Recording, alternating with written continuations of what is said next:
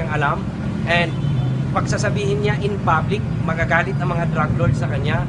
The previous administration, kung sino man ang involved, magagalit din sa kanya. The present administration, mapiktuhan yung ongoing investigation sa Congress dahil iba ang sasabihin niya salungat doon sa mga sinasabi ng mga witnesses. So magagalit ang present administration, the more na maging ma-endanger yung ma-compromise yung safety niya and security.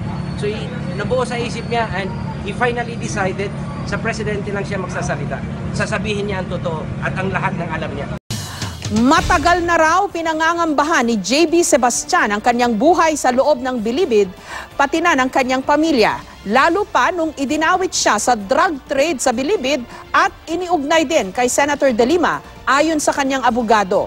Pero hindi raw alam ni Sebastian kung ano ang motibo ngayon sa pananaksak sa kanya ng kapwa niya preso. Live mula sa Muntinlupa, may report si Marisol Abduraman. Marisol. Jessica, kaya ayon sa kanyang abogado, talagang planado at sinadya talaga ang pananaksak dito kay JB Sebastian. Gayon din yung mga kasamahan niya na hanggang ngayon ay nananatili pa rin dito sa Medical Center ng Muntinlupa. Bagamat ang alam natin na ay nasa stable na silang kondisyon, nasa recovery room na sila at nagpapagaling na. Gayon pa man, Ma'am Jess, nananatiling bantay sarado ang ospital na ito ng Special Action Force. Samot-saring saksak sa katawan ang tinamo ng high-profile inmates na sina JB Sebastian, Vicente C. at Peter at Tony Co. matapos ang gulo sa loob ng Building 14 sa New Bilibid Prison. May saksak malapit sa puso at sugat sa magkabilang kamay at likuran si Sebastian. Halos ganito rin ang tinamo ni Peter Co. Sa mga litratong ito nakuha sa loob ng operating room sa Medical Center Muntinlupa, makikita sina Sebastian at Peter Co. habang ginagamot ng mga doktor. Pareho silang nakaligtas sa mga saksak, gayon din si C. More or less nasa chest sa heart ang consideration na tama So fatal. Yung ang habol natin is yung fatality ng mga injury. Mas malaki. More of ice pick. Yung ice pick, yung maliit, matulis, diretso. Sinaksakan, diretso sa tagos. Hindi naman umabot ng buhay sa ospital si Tony Co. Bandang 1:30 ng hapon kanina, dinala sa punerarya ang kanyang labi. May mga dumating na nagpakilalang mga kaibigan daw ni Co. Pero mailap sila maging sa mga tauhan ng punerarya. Ang bilin daw nila, wag munang gagalawin ang bangkay hanggang hindi dumarating ang mga kaanak ni Co galing China. Yun lang ang sabi. Mga kaibigan lang daw po sila nang namatay. Tikom po ayaw po magsalita Aantayin lang daw po muna yung galing ibang bansa. Sabi ni Justice Secretary Vitaliano Aguirre, nagsimula ang gulo ng sitahin ang mga Chinese drug lords habang di umano nagpapat session. Ang kwento naman daw ni Sebastian sa kanyang abogado, walang away na pinagmula ng gulo. Bigla na lang daw siyang sinaksak sa likod ng isang inmate na nagngangalang Tomas. Hindi naman daw niya matukoy kung ano ang posibleng motibo sa pag-atake sa kanya. Walang altercation, walang heated argument among themselves. Kaya yung sinasabi nilang riot, napaka-imposibleng mangyari yun Bigla na lang may umatake kay JB from behind at sinaksak siya dito sa dibdib. Yun na yun, pagulong-gulong siya at sinalag niya yung mga saksak. But the fatal blow was dito sa chest niya. Oo. At habang pinapari niya, sinasalag niya yung saksak ng Tom, narinig niya na nagkaroon na rin ng commotion sa loob. Nagsisigaw yung mga Chinese, maawa naman kayo, tama na. So, ang alam ni JB, sinasaksak na rin sila. Matagal na raw hinihingi ng kampo ni Sebastian na ilipat siya mula Building 14 dahil nangangamba ito sa kanyang buhay at ng kanyang pamilya. Yan ay matapos siyang idawit sa drug trade sa loob ng bilibid at iugnay siya kay Senator Leila De Lima. There is a serious and imminent danger to the life of my client, JB Sebastian. Hopefully, sana naman, maawa naman sila, i-transfer nila ito sa safe na lugar. Carnapping at kidnapping ang mga kasong naglagay kay Sebastian sa bilibid. Nahatulan siya ng reclusion perpetua sa 2 kaso niya ng kidnapping. Bahagi naman ng tinaguri ang bilibid 19 sina Peter Co, Tony Co at Vicente C. Ang nasawing si Tony Co o Suyu Kwang, nahatulan ng carnapping at kidnapping sa isang Jackie Rowena Chu noong 2001. Si Peter Co naman o Wu Tuanyuan, hinatulang guilty matapos mahuling nagbebenta umano ng shabu noong 1999. Inaresto rin dahil sa pagbebenta ng shabu si Vicente C noong 1998. Taong 1999, nang sentensyahan siya ng reclusion perpetua. Jessica, alam mo bago tayo sumempe pa with, a few minutes before 9 o'clock ngayon ay nakausap natin ang asawa nitong si Tonico at gaya ng sinasabi ng abogado ni JB Sebastian, hindi rin daw siya kumbinsido na nagkaroon ng gulo sa loob ng Building 14 at ayon sa kanya dapat daw itong maimbestigahan dahil wala raw hustisya ang nangyari doon sa kanyang asawa. Narito ang kanyang panayam. Isipin mo, 12, hindi pa ba talaga tinutuluyan yun? Talagang tutuluyan na nila. Sigarilyo nga po, hindi na sila makapagsigarilyo eh. Magsasyabu pa kaya sila? Huli raw niyang nakausap ang kanyang asawa nung linggo at maayos pa naman daw ang kanilang naging usapan. Wednesday kasi supposedly ang first day ng dalaw doon sa Building 14 or the whole New Bilibid prison. Pero yun nga, yung supposedly sana na magiging dalaw nila kanina ay past 10 na raw, nabalitaan niya kanina. At gaya nga ng mga asawa ni Tonico, Ma'am Jess, nangangamba ngayon ang ilang pang asawa ng mga inmates na nandoon ngayon sa Building 14 dahil wala raw silang balita at we understand naka-lockdown ngayon doon. So hindi raw nila alam kung ano ang posibleng mangyari sa kanilang mga asawa. Jessica. Marisol, ano ang medical bulletin dito sa iba pang mga sugatan kay Sebastian, kay Peter Ko at yung iba pa? Alam mo, Ma'am Jess, once lang talaga nagbigay ng medical bulletin itong ospital. Kanina, sinabi nila sa atin na mga around 2:30 na maayos ang kanilang kalagayan, stable lang, pero talagang they're in close observation dahil yun nga, hindi basta-basta raw ang kanilang mga tinamong sugat. Sinasabi nila parang ice pick nga raw ang tumama at mga fatal ang kanilang mga tama. Kaya dapat daw talaga itong bantayan. Maswerte na nga lang daw na nakaligtas ang mga ito. So, yun, kailangan pa rin sila i-obserbahan. At sinabi naman na mukhang kakayanin naman daw ng ospital dahil kanina alam natin na merong request ang kampo ni Sebastian na mailipat siya sa ibang ospital, pero ang sabi ng ospital, kaya naman daw ng kanilang mga facility dito kung ano man ang kondisyon ng 3 inmates ngayon, kaya naman daw nito, so there's no need for them to be transferred sa iba pang tertiary hospital. Jessica. Nakapagsalaysay ba itong mga sugatan na ito kung anong nangyari sa kanila, even through their lawyers, kung hindi man direktang nakausap ng media itong mga to? Marisol?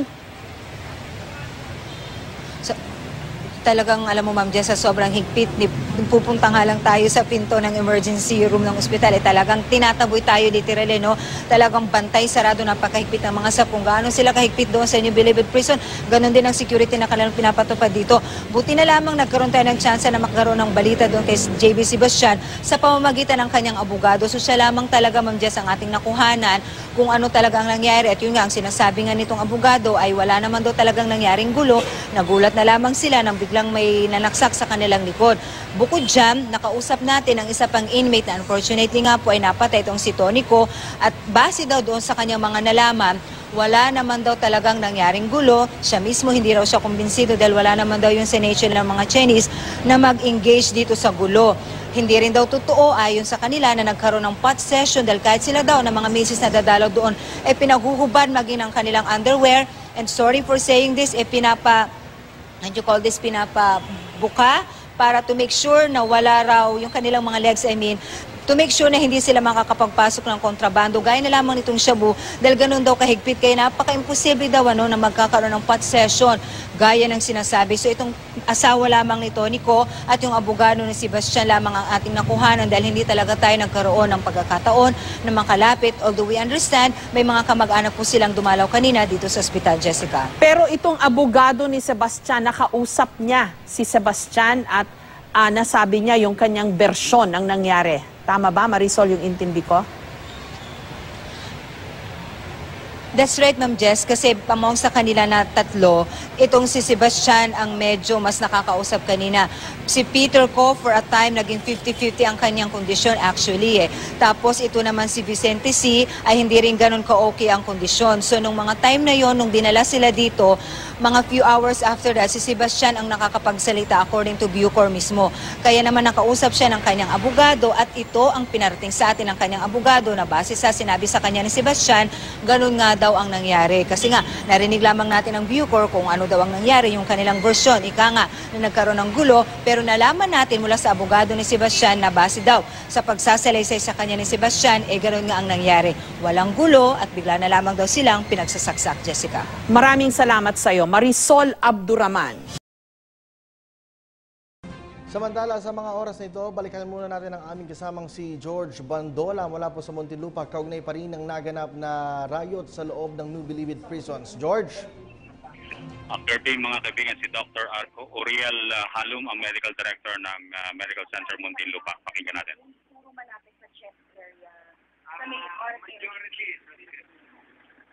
so can we say that those who were meant to kill? Dahil pag doon, mas makakapatay. What's the winning point? Dahil sa chest. Yeah, the same injury.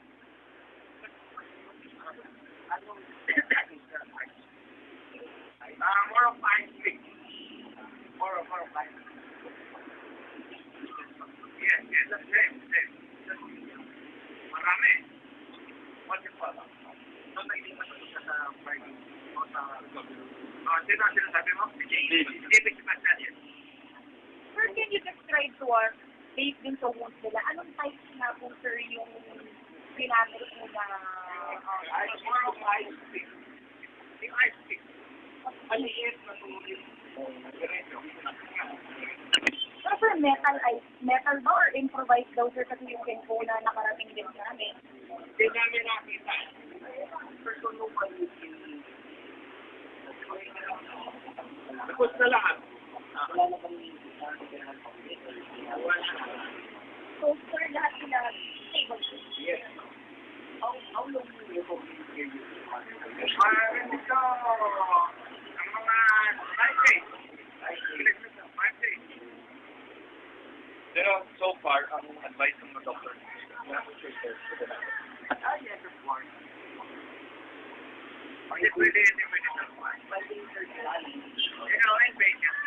Were the patients talking with the JB? Paano nangyari? Did they say how it happened? Ay, wala. Just do an interview. All of them are conscious now. Of course. There's a facility that goes naman na kailangan ng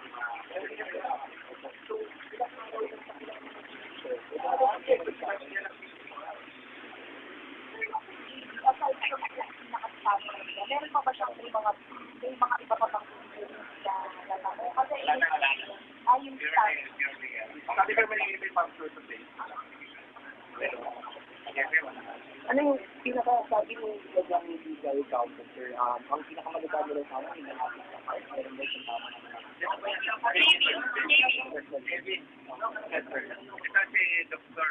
Vinci Rillana. Yan ako, pera. Sige, sir, ano yung describe? Was it fatal ba yung nararamdaman?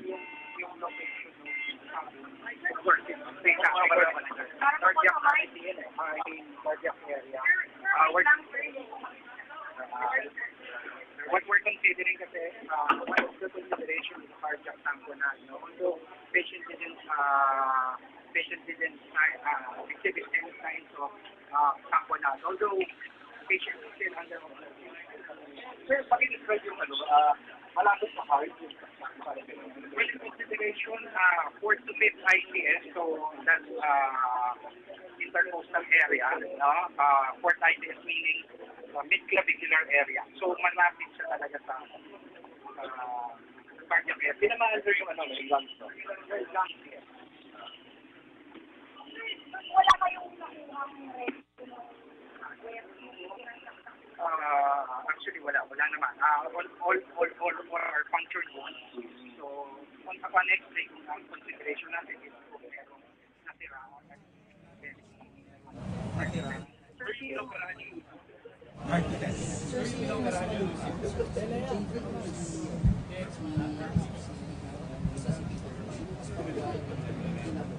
Well, for all it's worth, both sila under observation kasi yung mga saksak nila or kaya yung punctured area, almost the same Both Peter and Sebastian, JV, almost halos lahat siya doon sa cardiac area. So, yun lang yung Pero sabihin natin sino mas maluba. Both as of now are stable. Pero, syempre, we're still observing the patient. Bakit ino-observan, sir? Anong danger? May danger pa ba? I mean, what? Ano pinag-iingatan niya? Ano po, syempre po, in trauma, it doesn't necessarily mean na patient presented with these symptoms is yun na yun So sometimes patient develop complications or sometimes yung problems in terms of medical. No? So we're still observation. Yung chest tube are placed, oobserbahan pa rin siya. Doon sa klase ng sugat nila, sir, mga gaano katagal yung recovery? Mga tansya nyo?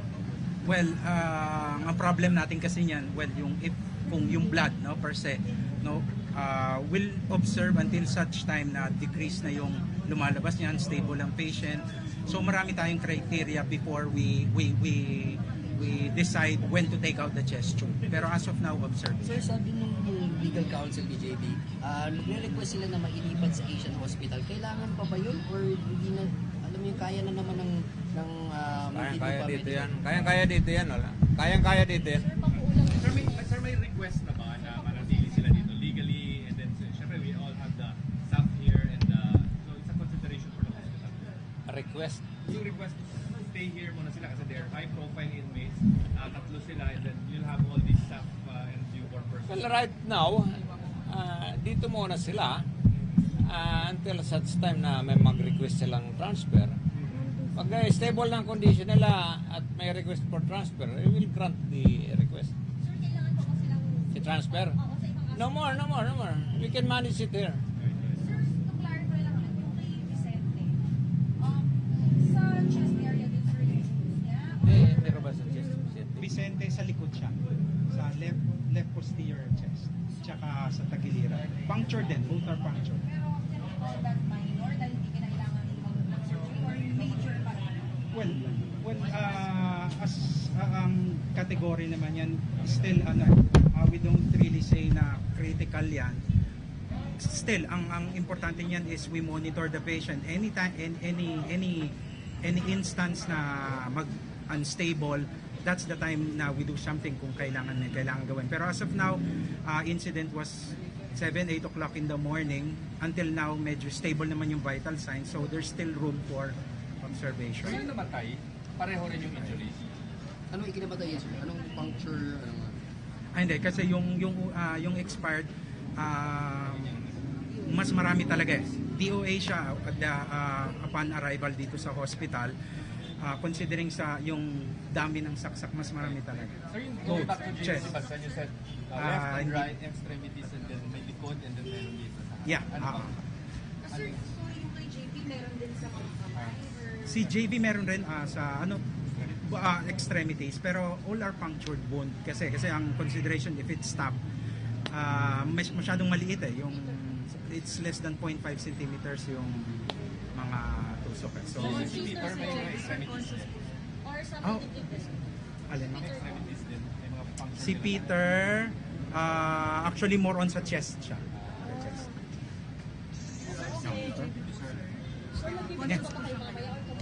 Stable as Tomorrow of now. na. Nasa recovery room. Okay. So, thank you. 12 o'clock, same time. Number? Yeah, so we can get 0917 861 5307. Telephone ng girlfriend.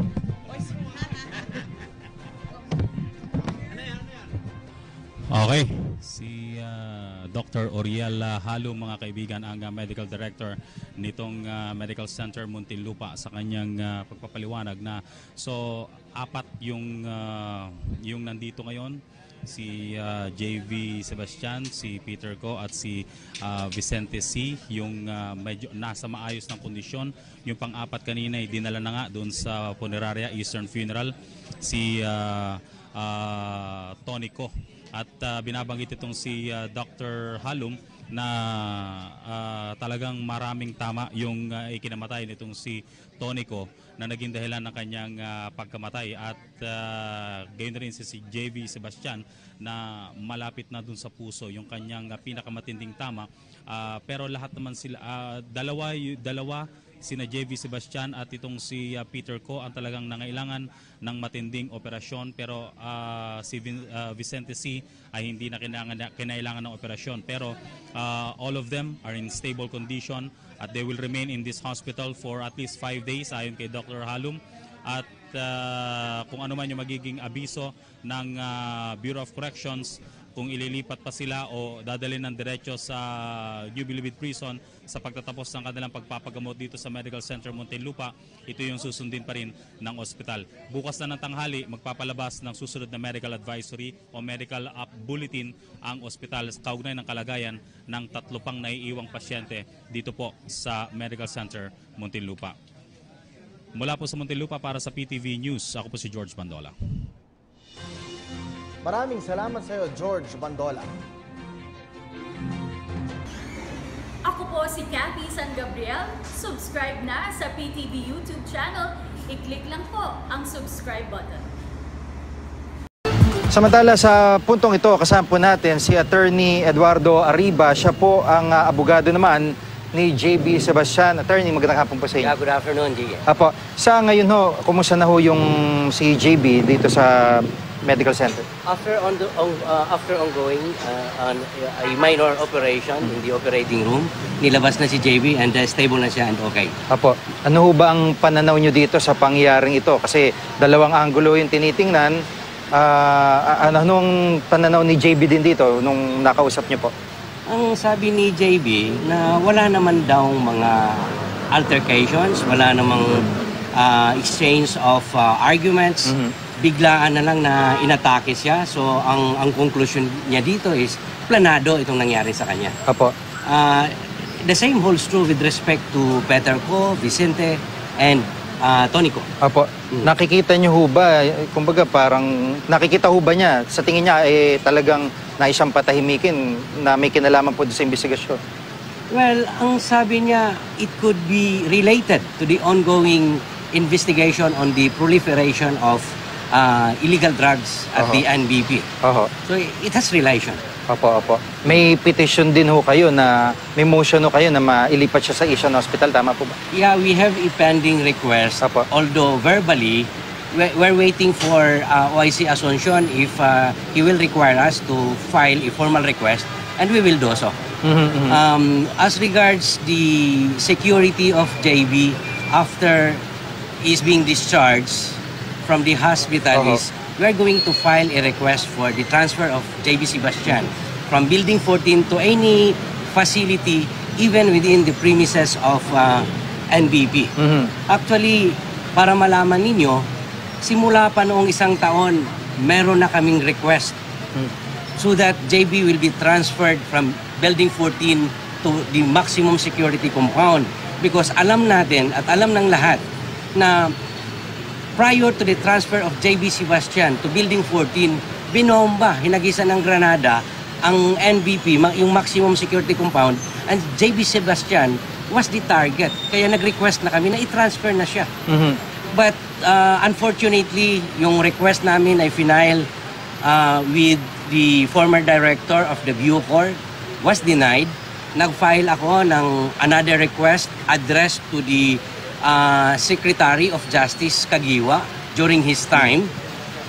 The request was referred back to the Bucor, and the Director of the Bureau of Corrections denied the request on the grounds na interagency naman daw ang nagpa-transfer kay JB Sebastian from the maximum security compound to the Building 14. It is the same interagency that will decide whether JB Sebastian will be transferred back to the maximum security compound. So denied in point of effect. Apo, yun hong pagkakabanggit ni Senator De Lima na asset siya ng gobyerno para masawata yung droga sa loob, ay nakikita ho ba ni JB na isa ito maaaring dahilan kung pinagkakaisahan siya ng mga high profile doon o ng ibang mga preso po? Well, regarding this, I talked to JB 30 minutes ago. Apo. Ang sabi niya, hindi niya pwedeng i-confirm itong mga press releases na to. And in fact, sabi niya, napakarami niyang alam regarding drug trade inside and outside NBP. However, ayaw niyang magsalita simply because alam niyang lalong manganganib ang buhay niya dahil magagalit ang previous administration dahil marami nga siyang alam. At kung magsalita siya ngayon regarding or in relation to the ongoing congressional investigation, magagalit sa kanya itong present administration. Kaya ang sabi niya, attorney, ito ang decision ko. magsasalita lang ako patungkol sa droga or the proliferation of illegal drug trade dito sa bansa natin dahil marami akong alam ng mga drug lord at I am privy to this, magsalita lang ako sa presidente. Opo. For his safety and security. Opo, yung linawin ko lang po, yung binabanggit nyo, maraming alam si JB Sebastian doon sa droga na may kinalaman sa previous administration. Ano po ibig niya sabihin tungkol po doon? Well, yun nga... Meron ba mga sangkot na matataas na opisyal maliban po sa isinasangkot ngayon na si Senator De Lima? Meron pa ho ba siyang nabanggit sa inyo? I cannot make an elaboration on this because it is JB that would tell to the President Apo. if given the opportunity yung mga nalalaman niya. Apo. Pero sa nabanggit po sa inyo, yung po ba'y halimbawa, diretso sa Presidente, Executive Secretary, ano po ang nabanggit niyo po? Ang gusto niya mangyari kasi ang sabi niya, nangyari na sa akin ngayon yung kinatatakutan ko before. Apo. So in other words, it is beyond doubt na there is an imminent and serious danger and threats sa buhay niya. So kung magsasalita pa siya, lalong ma-expose siya sa danger. Kaya magsasalita lang siya sa presidente. So ibig sabihin, kung kumbaga private yung magiging usapan po nila ng presidente at hindi po lalabas sa media, ganun po ba yung yun hindi nga na po sa ang gusto investigasyon? niyang mangyari. For in the interest of his safety and Apo. security Apo. and para naman maiwasan niyang lalong malagay sa panganib Apo. ng buhay. Hindi lang buhay niya kundi buhay din ng pamilya niya. Apo. Ang klaro po dito ay hindi na siya babalik nung dati niyang selda at magpapalipat na po siya. Yun yung gagawin namin. That would be our next step. Apo. Asking or requesting the Bucor for the transfer of JB dahil nangyari na nga. So, hindi na natin pwedeng questionin kung may threats to his life. Andiyan na yan. Nangyari na. Apo. Attorney, nakikita ho natin mula dito, no, palibot, second floor ng katabing building ng ospital ng SAF ang area. So, ganun po kahigpit yung seguridad na nakalatag para sa kanya, sa kanila po? Well, yun nga ang nakapagtataka kung ano yung higpit ng seguridad na nakita natin ngayon. Base sa experience ko, every time na papasok ako sa NBP 14, ganun din sila kahigpit. And yet, nangyayari itong mga ganitong pangyayari. So, insofar as JB is concerned, hindi na siya safe ngayon. Hindi na, kahit andyan yung presence ng SAF, hindi naman natin I will not underestimate the capacity and the capability of SAF. However, dahil nangyari itong insidente nito, it is not remote that another incident threatening the life or endangering the life of JB would still happen. Opo. Maraming salamat po sa pagkakataon. Si Attorney Ed Arriba, ang abogado po ni JB Sebastian. Maraming pang salamat po. Magandang gabi, Visayas. Magandang gabi, Mindanao. Patay ang drug lord na si Tony Co sa riot sa New Bilibid Prison sa Muntinlupa kaninang umaga. Sugatan naman ang dating asset daw ng gobyerno na si JB Sebastian, pati 3 pang ibang tinatawag na high-profile inmate. Dalawang bersyon ang lumalabas. Ang una, magkagulo raw nang sawayin ang grupo ni Co na nahuli umunong nagsasyabu. Ayon naman sa ikalawang bersyon, tahimik lang nanonood ng telebisyon si Sebastian nang bigla siyang sugurin. Wala ring nakitang syabu ang mga nag-iimbestiga. At mula po sa Muntinlupa, nakatutok live si John Consulta. John.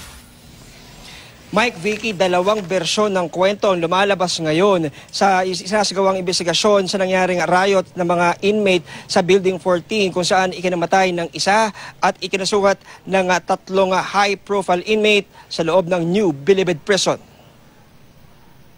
Bakas pa ang dugo sa loob ng Building 14 sa New Bilibid Prison matapos mag-riot ang 7 preso kaninang umaga. Ang ice pick na ito ang sinasabing isa sa ginamit sa riot kung saan namatay ang presong si Tony Co at ikinasugat ni JB Sebastian, Peter Co, Vicente C at Clarence Donggail. Pare-parehong mga preso din. Nangyari ang insidente mag-aalas 8 ng umaga. Sabi ni Justice Secretary Vitaliano Aguirre II, nagsimula ang gulo nang sitahin ni Donggail ang mga nahuling nagsasyabu na sina Peter Co, Tony Co at Vicente C bago nagkaroon ng riot. Parang dun sa kwarto ng inmate yun at tapos pumunta dun sa kwarto na ni JB Sebastian, itong si Major Tunggail. At yun, sinasabi rin siguro niya na nagsasabi itong mga chicks. Hindi na tagalan, pumasok itong si Tony Ko at tinugod ng saksak itong si Major Tunggail. Kahawig ito ng kwento ni Donggail. Sabi niya, pasado alas 7 ng umaga nang makita raw ng inmate na si Edgar Cinco na nagsasabaw mga Chinese drug lord na sina Peter Ko, Tony Ko at Vicente C. Isinumbong daw ito ni Cinco kay Donggail na dating police chief inspector. Kaya nagpunta si Donggail sa kwarto ni Tony Ko para sawayin ang pagdroga ng tatlo. Si Tony Ko naman daw sumugod sa may common area kung saan nanonood ng TV si JB Sebastian at Donggail. Dito na raw nagsimula ang rumble. Huwag niyo naman gagawin yan dito kasi lahat tayo madadamay kung malalaman ng mga staff o yung Bucor yan ginagawa nyo. So umupo na siya dun sa nanonood ng TV. Maya't maya, sumugod si Tony Ko kay Donggail at doon na nagsimula yung riot. Ang ikalawang bersyon ng pangyayari, ayon naman kina Peter Ko at JB Sebastian, nanonood lang daw ng TV sa common area si Sebastian nang saksakin siya sa likod ng isang inmate na si Tomas Donenya. Habang nagpapambuno raw sina Sebastian at Donenya, nasa kabilang kwarto raw ang mga Chinese drug lord na sina Peter Ko, Tony Ko, Vicente at Donggail na nagsisigawan. Ayon kay JB, habang sinaksak ni Donenya si JB sa likod, naririnig na niya na sumisigaw yung mga Chinese sa loob na maawa ka, maawa ka. Meron mo ba nakuha mga drug paraphernalia? Sa initial po namin, sa pagdating po namin doon as first responder, wala po ni anuman kaming nakuha ang bagay na mag-uugnay sa droga. Nagsasagawa ngayon ng sariling investigasyon ang Special Action Force para malaman kung paano nakapasok ang droga at ice pick sa loob ng Building 14. I'm confident wala nang nakakapasok dyan dito sa higpit ng mga Special Action Force na nakabantay doon. Pero hindi ko masiguradong wala nang naitatago. Kasama sa investigasyon kung sino ang nagsimula ng gulo at ano ang motibo. Aalamin rin kung sino ang may hawak ng mga ice pick at sino nakapatay kay Tony Ko. Pinag-aaralan na ng Bucor ang paglilipat sa mga magkakaaway na high-profile inmate para maiwasang maulit ang nangyaring riot. Mike Vicky, 5 ice pick at patali mga na-recover nga ng Special Action Force nang isagawa nila ang kanilang paghahalugog sa loob ng Building 14 matapos ang riot. Samantala nagkaroon na ng pagkakataon noong isang taon ang GMA News na mabisita ang loob ng Building 14. Yan ay bago ikulong doon ang tinaguriang Bilibid 19. Ang loob ng gusali, Mike, tad-tad na mga CCTV, hagip na mga CCTV, mga hallway, mga common area at may mga nakatutok din sa mga selda. Ang mga kuha ng CCTV ito nang maganap ang umano'y riot, hawak na raw ngayon ng CIDG. Pero hindi pala ito ipinakita ngayon sa media. At yung mga narito sa New Bilibid Prison, balik sa inyo, Vicky. Maraming salamat sa iyo, John Consulta. Calisthenics in the morning, no? But it was postponed at the Building 13 because of the heavy rains, no? So, kaya siguro nakatambay daw sila doon. Yun yung mga lumabas, no, sa malapit na nakatambay doon. So, syempre, siguro pagka nung nagka-rumble na, ayan na, nagalo-halo na yung pero ito naman ay iniimbestigahan na natin mabuti, no? Ang Bureau of Corrections naman, no, kami, ang unang-unang instruction kanina ni OIC Director Rolando Asuncion sa Investigating Section, imbestigahan niyo mabuti. Ang gusto ko, kung ano yung totoo sa investigation niyo, yun yung ilalagay niyo sa investigation report. Sir, can you confirm or deny this? Kasi ang mga iba pong mga ubog-ubog na nangyari, si JB Sebastian po yung sumugod dun sa ibang mga inmates. We really don't know din po kung sino. Pero ang sinasabi po, sinugod ni JB because of the house hearing. Can you confirm that, sir? Okay, hindi ba itatanong natin yan, no? Alam niyo naman sa mga ganong, maraming naglalabasan, no? Kaya nga, kinakailangan natin imbestigahan yan, eh. Kasi pag hindi natin inimbestigahan yan, kasi kami, as much as possible, we don't believe right away, no, to any rumors or any statements made. But we have to evaluate that very urgently. Kinakailangan natin i-evaluate lahat yan. Hindi pwede, in the investigation, you have always to come out, no, with pieces of evidences. Ano ba yung matibay na mag-link talaga sa mga statements na mag-corroborate sa mga ganitong pananalita. So titingnan natin lahat ng angle. Who's that cover of JB Sebastian, sir? Is it true na isa pong Tomas Donenia, yung kumatake po sa kanya? Tomas Donenia. Parang lumulutang yung ano, no? Kasi kanina, binigay sa akin yung mga profile nitong iniimbestiga ng IS, no? Brad, okay. So, isa yata ito si Tomas Donenia na iniimbestiga natin ngayon, no? So, kung tayo ng dito version naman, kasi yung Tomas na yan, ito yung version ng JB. Yun yun. So we have having these two inalalos lang yung different versions para mawala yung stipulation na napaka-rotate ang yung facts. May speculation na may pinagin sa house hearing. This time, pwede namin sabihin, wala yan. Kasi, in so far as in the two versions are concerned, hindi ganun yung lumalabas. So yung speculation kung si JP yung matake, we still don't know that. But apparently, based on the investigation so far, mukhang si JP lang pinatake pa nga ng ibang mga inmates. Yun yung si Tomas. So itong yung para makikita natin another version of the story. Ikukwento ng sila yung ating internal investigative unit. They were the one who arrived on the scene of the crime when they were informed na nagkaroon na commotion sa building 14. So when they arrived at the scene, yung mga staff, binubuhat na yung mga one by one, yung mga wounded. So they are the one who took the pictures and everything dun sa scene of the crime. Si Commissar Paulson.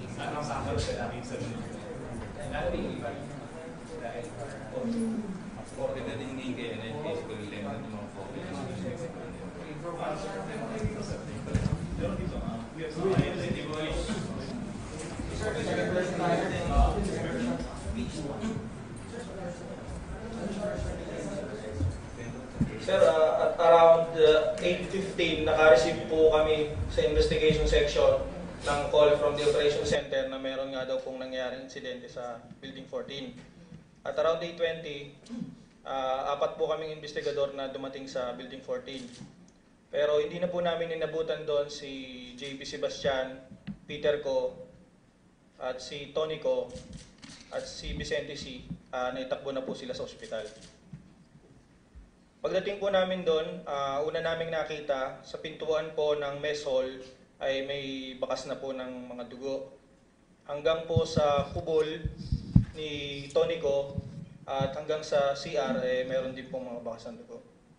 Sa ibabaw po ng higaan ng kama ni Tony Ko ay nandun po ang isang bali na ice pick. At ang mga kumot po at ang ibabaw ng kama ay may mga bahid ng dugo. Pagkatapos po namin sa Building 14 ay dumiretso po kami sa MCM, sa Medical Center Muntinlupa. At doon ko po nakausap si JB Sebastian at si Peter Ko.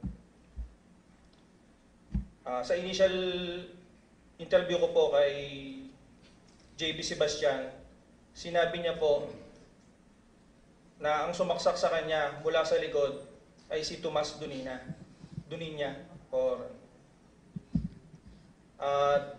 Habang po, bago po ang pagkakasaksak na yon ni Tomas Donenia ay kausap po niya si Clarence Donggail sa mess hall po, habang si JB po ay nanonood ng TV.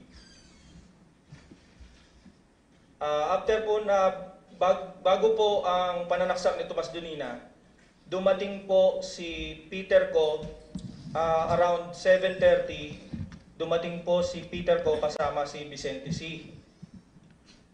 At dumiretso po sila, pagkapasok sa Mesol ay dumiretso po sila sa kubol ni Tonico. Sumunod po si Clarence Donggail kay Peter Ko at Vicente C kung saan yung kubol ni Tonico. Nang mawala na po yung si Peter, si Clarence at si Vicente, doon na po sinaksak ni Tomas Doniña si JB. Nagpambuno po sila at nagtamo po si JB ng saksak sa kanang dibdib. Ayon din po kay JB, habang sila po ay nagpapambuno ni Tomas Doniña, ay naririnig niya po sa loob na sumisigaw yung mga Chinese inmates. Parang nagmamakaawa, yun ang sabi niya sa initial interview niya. Yun po yung version ni JB. Ito naman po yung version ni Peter Ko. Around 7:30, pagkatapos niya pong mag-almusal, ay nakatanggap po siya ng tawag o tinawag lang po dahil gusto daw siyang makausap ni Clarence at pumunta siya sa mess hall. Ang sagot po ni Peter Ko, ayokong pumuntang mag-isa. Kasama ko si Enteng. He was referring to Vicente C. Kaya nung oras na yun, pumunta po sila agad, silang dalawa, yun nga po, nagdire-diretso na sila sa kubol po ni Tonico. Ang sumaksak po, ayon kay Peter Ko, ang sumaksak po sa kanya ay si Clarence Donggail. At may kasama po pong isa na Filipino inmate na hindi niya po pinangalanan. At siya rin po, si Clarence Donggail rin po ang sinasabi ni Peter Ko na sumaksak kay Vicente C. at kay Tonico.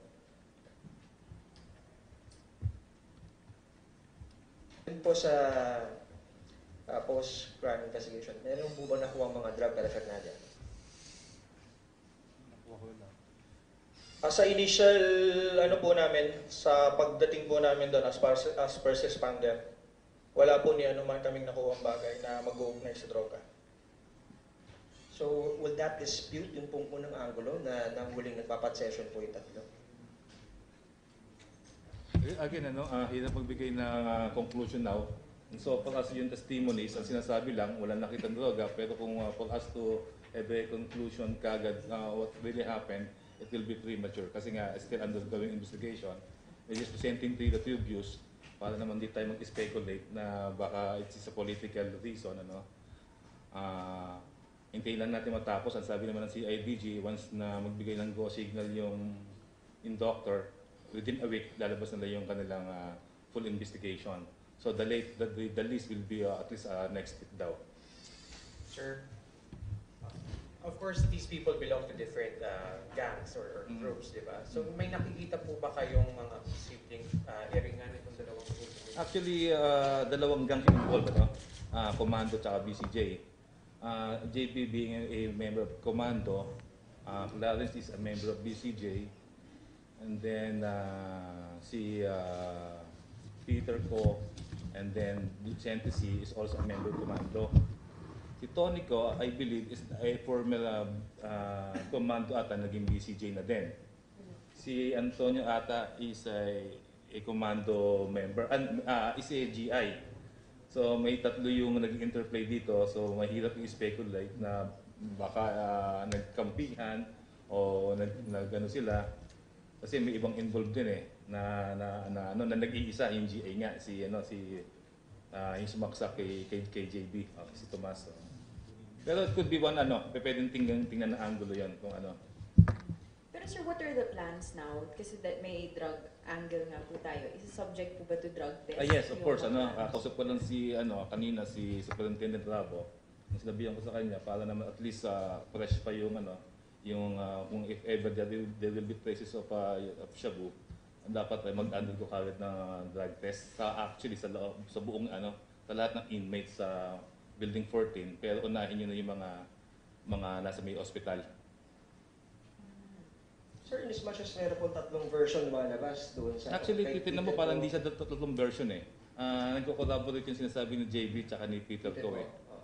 Because according to the investigation, sa version ni Peter, he was invited by Clarence to have a meeting doon sa kubol ni Tony Ko. Pero ang sabi doon ni Peter ko, I don't want to go there alone, so sinama niya si Vicente. So sa version ni JB, ganun din eh. Yung tatlo nasa loob na, as bigla daw pumasok si Clarence doon sa, as soon as Peter and Vicente arrived doon sa kubol ni Tony Ko, si Clarence pumasok doon sa kubol. So from there, ay nangyaring stabbing incident. So kung makikita mo halos pareho si Peter Ko. Ang talagang naiba lang talaga yung version ni Clarence. Sir, with these conflicting versions, hindi ko kaya vital po ngayon yung content ng CCTV? Yes, of course. That's why until this time, kaya kanina sinasabi ko lang, although di namin pwede ilabas at this time kasi nga still undergo investigation, gusto din makita rin ng CIDG, ibibigay din namin sa CIDG yun.